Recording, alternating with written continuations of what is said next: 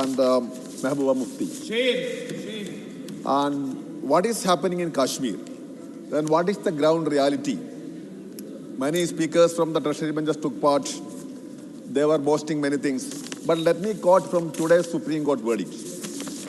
This was an observation made by Justice Kaul while demanding a Truth and Reconciliation Commission.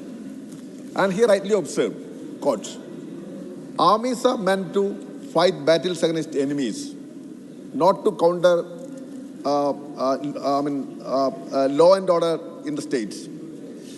The entry of the army creates its own ground realities in the state. Men and women and children have paid a heavy price. Men, women and children have paid a heavy price. This is the observation made by a prominent Supreme Court judge. So this shows what is happening in Kashmir. And I also demand the Truth and Reconciliation Commission. It is the immediate necessity of the hour, and it must be an impartial commission, and let us understand what is happening in Kashmir. And Madam Vice Chairman, let me add the problem of the BJP is acting as a self-imposed constable in Kashmir, and using that, they want to divide the whole country, and they think they are the protectors of the interest of Kashmiri people, and they are for the state of Kashmir.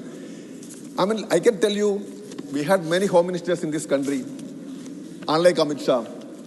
There was a sensible home minister in this country.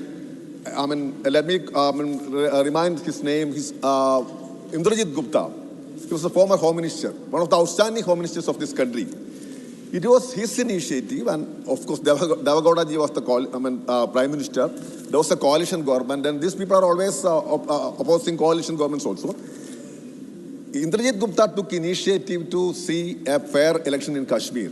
Yes. All parties were boycotting, major stakeholders were boycotting Kashmir elections. But it was Indrajit Gupta's initiative which made a fair, peaceful, all-party participatory election in 1996.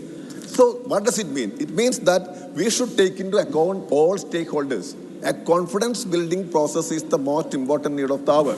And what is their approach? This is for the first time in the history of this country, a state was made into union territory. Shame. Always the other way around was happening. So and what does it show? It shows that they have no faith in federalism. They have no faith in this, the constitution of this country. When the constitution was adopted by the Constituent Assembly, the first remark came from their parent organization, nothing Bharat in it. This was their first comment. So they started their assault on constitution way back in 1949, and still they are continuing. Today, it is in the case of Kashmir, and it's continuing. Can they ensure that this will not happen to any other Indian state tomorrow? I'm just asking you.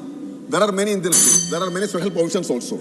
So can they ensure that this abrogation, of course, it happened in the case of Kashmir. So can they ensure that this arbitrary activities will not happen in the case of any other Indian state? They can't say, because they stand for the very abolition of the constitution. That is the basic thing. So I have no way to support this bill. This is a technicality, highly technical bill, and I oppose this bill, and we stand with the people of Kashmir and their genuine rights. Thank you.